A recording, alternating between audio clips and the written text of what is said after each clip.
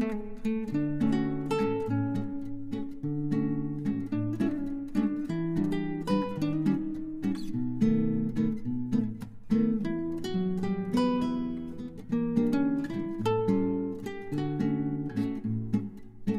Morning everyone, আমি সৌমি আর আমার চ্যানেলের আরও একটি নতুন ব্লগে আপনাদের সবাইকে স্বাগত।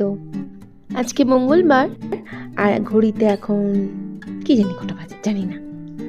তো আজকে না অনেক দিন পর, মানে প্রায় 4-5 দিন পর তো বটেই, আমার মনে হয় 4-5 দিন হয়েই গেছে, অবিরাম বৃষ্টির পর একটু রোদ উঠেছে।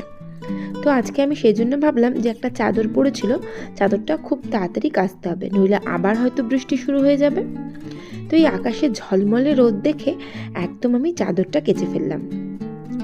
আর চাদরগুলো কাচলাম এবং রেগুলারের জামা তো কেচেই থাকি, তো সেইগুলো সবগুলোই ভাবলাম আজকে এরকম সুন্দর রোদ উঠেছে তো রোদের মধ্যেই সব কিছু একেবারে মেলে দিই। না হলে সচরাচর যখন খুব গরম পড়ে আমি জামা কাপড়, আপনারা তো জানেন, ছাদে চট করে মেলি না। আর বাবুই না বেশ কিছুদিন ধরে স্কুলে যাওয়ার জন্য ওর শক্সগুলো একটার পর একটা জমা হয়েই যাচ্ছিল, তো সেইগুলো সব কেচে দিয়েছিলাম। তো সব একদম রোদে ঝলমল করে রোদ ঝলমল আকাশে মেলতে, ছাদে মেলতে খুবই ভালো লাগে। আর আকাশে তাকিয়ে দেখছি যে রোদ উঠেছে খুবই সুন্দর, তবে মাঝে মাঝে না আকাশটা মেঘলা হয়ে যাচ্ছে, একটু টেনশন হচ্ছিল। তারপরে ভাবলাম যদি বৃষ্টি এসেই পড়ে তো ছুট লাগাবো ছাদে, যে তার আগেই তুলে ফেলতে পারবো। তো নিচে নেমে গাছে একটুখানি ঘরে ধূপ দিয়ে দিচ্ছিলাম, আর তারপর ভাবলাম একটু চা খাবো। তো আমি আমার চাটা করে নিয়েছি, ওমা তখন বাবুই বলে কিনা যে মাম্মা আমাকেও একটু চা করে দেবেন। আইলাম র চা খাবি? বললো না, দুধ চা খাবো। তো দুধ চা করাতে তো তামঝাম আছেই, আমারও একটু খেতে ইচ্ছা করছিল, তবে আমি তো অলরেডি আমার জন্য চা করে ফেলেছিলাম, তো সেই জন্য নিজের চাটা সাইড করে রেখে বাবুয়ের জন্য একটু চা বসালাম। বাবুয়ের চাটা দিয়ে দেওয়ার পর ওই যে বললাম আমার চাটা আমি সাইড করে রেখেছিলাম, তো আমি আমার চাটা নিয়ে বসে গেলাম। আর ওর তো ঘুম থেকে ওঠা দুষ্টুমি শুরু, নানান রকম কাজের ইঙ্গিত করতেই থাকে কিছু না কিছু। তো ওকে চাটা দিয়ে দেখছিলাম ওর একটা কিছু প্রোডাক্ট আসার কথা ছিল, সেটা ওকে ফোন করেছে, সেটার জন্যই কথা বলছিল। তো যাই হোক, এই ফাঁকে আমার চা খাওয়া হয়ে গিয়েছিল, আর ব্রেকফাস্টটা এখনও করিনি। তবে তমালকে জিজ্ঞেস করলাম তুমি কিছু খাবে কিনা, অ্যাজ ইউজুয়াল উনি বললেন নো মিন্স নো, এরকম একটা ব্যাপার। সকালবেলা যদি পরোটা করেও বলি যে তমাল খাবে, যেদিনকার খুব ইচ্ছা হয় সেদিনকার হয়তো খায়। একদিন এমন বিপদে পড়বে না এরা উল্টো পাল্টা খাওয়া দাওয়ার জন্য, যে কি বলবো। তমাল বেরিয়ে যাওয়ার পর আমি ভাবলাম চলো বাবুয়ের ঘরটা বাবুই ঘুম থেকে উঠে পরিষ্কার করে নিয়েছিল, আর তমাল যেহেতু আজকে বাজার করে আমার জীবন উদ্ধার করে ফেলবে, সেজন্য বিছানাটা আমাকেই তুলতে হবে। যদিও বা তমাল হাফটা তুলে দিয়েছিল, মশারিটা গুছিয়ে দিয়েছিল, এর বেশি কিছু করেনি। তো আমি করলাম কি, ভালো করে বিছানাগুলো গুছিয়ে তুলে নিচ্ছিলাম। আর আজকে না তমালের বেশ কিছু জামা কাপড় আছে যেগুলো কাচতে দিতে হবে। তো এরপরে না একটু খিদে পাচ্ছিল, তো ভাবলাম কি করি, বলে রান্নাঘরে এলাম। এসে ভাবছি কিছু করে তো আমার মোটেই আজকে খেতে ভালো লাগছে না, রোজ রোজ ভালো লাগে। বাবুয়েরও দেখলাম একটু শরীর যেন কেমন, তো সেই জন্য ভাবলাম যে ঠিক আছে ওর আগে শরীরটা ঠিক হোক। আমার মনে হচ্ছিল কিছু গ্যাস ফর্ম করে গেছে, এরকম টাইপের একটা ব্যাপার। তো সকালে তার মধ্যে দুধ চা খেয়েছে, তো ওরও খুব একটা খাবার জলদি ছিল না, সেই জন্য আমারও না আজকে ব্রেকফাস্ট রান্না করে খেতে মোটেই ভালো লাগছিল না। তো যাই হোক, তো ভাবলাম ফ্রিজের মধ্যে একটুখানি পনির আছে, তো সেই পনিরটা আর ফ্রিজের মধ্যে আছে পাউরুটি, ওই দুটো দিয়ে চাটিয়ে দেবো, হয়ে যাবে। তো তারপরে দেখলাম একটু রান্নাঘরটা এদিক ওদিক করা ছিল, চা খাওয়ার সময় সেটা আর পরিষ্কার করিনি, গুছিয়ে এদিক থেকে ওদিক রাখিনি, তো সেটাকেও সুন্দর করে গুছিয়ে রেখে দিলাম। আর কিছু অল্প বাসন পড়েছিল চা খাওয়ার, সেই কথা একটু এদিক ওদিক করতে করতে সেই বাসনগুলো ভাবলাম চলো ঝমঝম করে মেজে ফেলি। তো বাসন টাসন মেজে নিয়ে আমি ওই যে খাবারটা ফ্রিজ থেকে বার করলাম, অল্প একটুখানি ছিল, খুব বেশি পনির ছিল না, একটুখানি পনির ছিল, সেটা ভাবলাম আমিই খাবো। কিন্তু বাবুই যদি গন্ধ পেতো বলতো আমিও খাবো, আর বলিনি যে তুই খাবি। অ্যাকচুয়ালি ওর যদি খিদে পায় ভেবেছি বলবো ছাতু খেয়ে নিতে। তো ওই যে খাবারটুকু গরম করে নিলাম, আর আমি দুটো পাউরুটিও একটু সেঁকে নিয়েছিলাম হালকা করে, আর পনির দিয়ে খেয়ে নেবো। পনির আমার যে কোনো অবস্থাতেই খুব ভালো লাগে, যদিও বা ছোটোবেলায় না খুব একটা ভালো লাগতো না পনির টনির খেতে, আর একটা জিনিসও আমি খেয়াল করেছিলাম, ছোটোবেলায় এত ভ্যারাইটি অফ রান্না ছিল না আমার যা মনে পড়ে, মানে এত কিছু পনিরের তামঝাম দেখিনি আমি। যাই হোক, তো আমার এদিকে বাজার করে নিয়ে চলে এসছে, আর ওই যে বললাম খুব সুন্দর রোদ উঠেছে। একটা কথা এখানে আমাকে বলতেই হয় যে জীবনে না অতিরিক্ত কিছুই ভালো লাগে না, তা সেই বৃষ্টি হোক বা ভালোবাসা, অতিরিক্ত বা রাগ হোক বা কিছুই বেশি কোনো দিনই ভালো না। কাউকে বেশি ভালোবাসলে সে মাথায় চড়বে, কাউকে বেশি ছোট করলে তার জীবনটাই কেমন ছোট ছোট মতন, মানে সে ব্যাড ফিল করবে। তাই এতদিন ধরে বৃষ্টি হয়েছে বলে বৃষ্টি আর ভালো লাগছিল না, তাই রোদটা খুব প্রয়োজন হয়ে পড়েছিল জীবনে।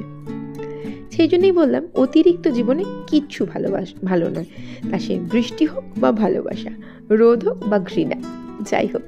তো যেহেতু আমার আনাজ ফানাজ নিয়ে এসেছিলো, সেই আনাজগুলো জলে দিয়ে ছাদে গিয়েছিলাম চাদরটা তুলতে, আর নিচে নেমে জুতো খুঁজছিলাম। আমার যে চটিটা রোজ পরি সেই চটিটা, পায়ে চটি না দিলে আমার খুব পায়ে ব্যথা করে, তো চটিটা খুঁজে খাজে নিয়ে পড়লাম। আর আলু টালুগুলো নিয়ে এসে, যেহেতু কিছু আনাজ ছিল না ফ্রিজের মধ্যে, সেই জন্য আগের দিন কেটেও রাখা হয়নি, নিয়ে বসে গেলাম আনাজগুলো কাটতে। ঘরের দিকে তাকিয়ে দেখলাম বাবুই বই নিয়ে বসেছে বটে, তবে পড়ছে কতদূর আমি জানি না। আর আজকে রান্না বলতে আজকে আমি ঢ্যাঁড়স আলুর তরকারি করব, মুসুর ডাল আর মাছ। তো আমার বাজার থেকে 2 রকম মাছ নিয়ে এসেছে, এক হচ্ছে কাচকি মাছ আর একটা হচ্ছে কাতলা মাছ। তো তারপরে না আনাজ কেটে দেখলাম মাছগুলো সেই ধুয়ে রেখেছি, কিন্তু লবণ আর হলুদ লাগাতে ভুলে গেছি। তো যথারীতি ভাবলাম চলো আগে এই কাজটা করে নিই, লবণ হলুদ একটুখানি মাছগুলোতে মাখিয়ে নিই। আর মানে যেটুকু মানে কাচকি মাছটাই করবো ভেবেছি যেহেতু, সেজন্য কাতলা মাছটাকে সোজা আমাকে ফ্রিজের মধ্যে তুলতে হবে। আর আজকেও আমি করছিলাম কি, আর একটু হলে মানে নিজেরই হাসি পায়, ফ্রিজের মধ্যে না ঢুকিয়ে মানে কন্টেনারটা আমি সোজা যেখান থেকে নিয়ে এসেছিলাম সেখানেই রেখে দিতে যাচ্ছিলাম। তারপর ভাবলাম হে ঈশ্বর কী যে করি আমি। তো যাই হোক, আনাজগুলো কাটা হয়ে গিয়েছিল, আর এদিকে মাছটাও আমি লবণ হলুদ মাখিয়ে ফ্রিজের মধ্যে তুলে দিলাম। আর কাচকি মাছ না আমার শাশুড়ি মা রান্না করতেন, মানে মাছটা ডাইরেক্ট আলুর সাথে একেবারে মিশিয়ে রান্না করে ফেলতেন। আমিও 2-1বার ট্রাই করিনি যে তা না, তবে সত্যি কথা বলতে একেবারেই পেরে উঠিনি। সে কী যেন একটা ঘন্ট পাকিয়ে যায়, মানে মাছটা যদি আমি ভেজে না নিই, ওই মানে খুব ট্যালেন্ট লাগে যে মাছ ফাছ একদম আলু টালু দিয়ে মাখিয়ে বসিয়ে দেওয়া, আমি একদমই পারি না। তো একদিকে ঢ্যাঁড়সের তরকারিটা বসিয়ে দিলাম, আর একদিকে মানে মাঝেরটাতে ডাল বসিয়ে দিয়েছি। আর যে ডালের পাত্রটা না খুঁজে পাচ্ছিলাম না, কি জানি কোথায় রেখেছি, সেই জন্য চায়ের জায়গাতেই ডাল বসিয়ে দিয়েছি, কি জ্বালা। তো এদিকে ঢ্যাঁড়সের তরকারিটা বসিয়ে দিলাম, আর সেম প্রিপারেশনেই মাছের তরকারিটা বসিয়ে দিয়েছি। আলু, পেঁয়াজ, লঙ্কা, হলুদ, কাঁচা লঙ্কা দিয়ে একদম শুকনো শুকনো হয়ে গেলে সামান্য নামকা বাস্তে জল দিয়ে মাছগুলো দিয়ে দেবো, তারপর ভালো করে নেড়ে শুকনো মতন করে নামিয়ে নেবো। তো আমার মুসুর ডাল দিয়ে বেশ ভালোবাসে খেতে এই রান্নাটা। তো এই যে ওদিকে মাছটাও দিয়ে দিলাম, আর এদিকে ঢ্যাঁড়সটা আলুটা সিদ্ধ হয়ে গেছিলো, ঢ্যাঁড়সটাও তাই দিয়ে দিলাম। তো ভালো করে ফুটে গেলে একদম শুকনো হয়ে গেলে নামিয়ে নেব।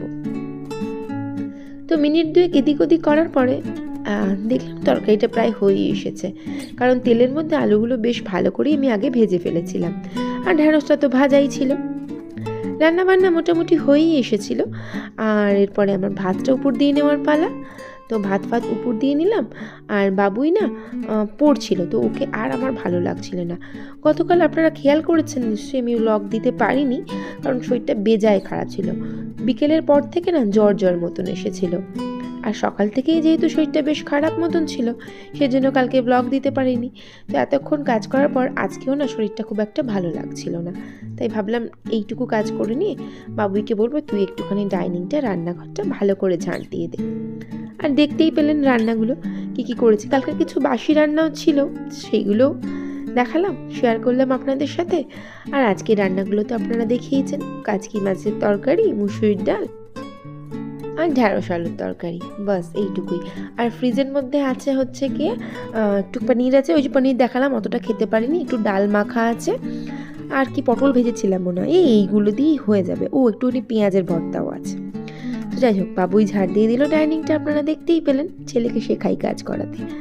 তো যাই হোক, ব্লগটা এখানেই শেষ করলাম। ভালো লাগলে প্লিজ পাশে থেকে যাবেন ভিডিওটা দেখার জন্য। Thank you so much.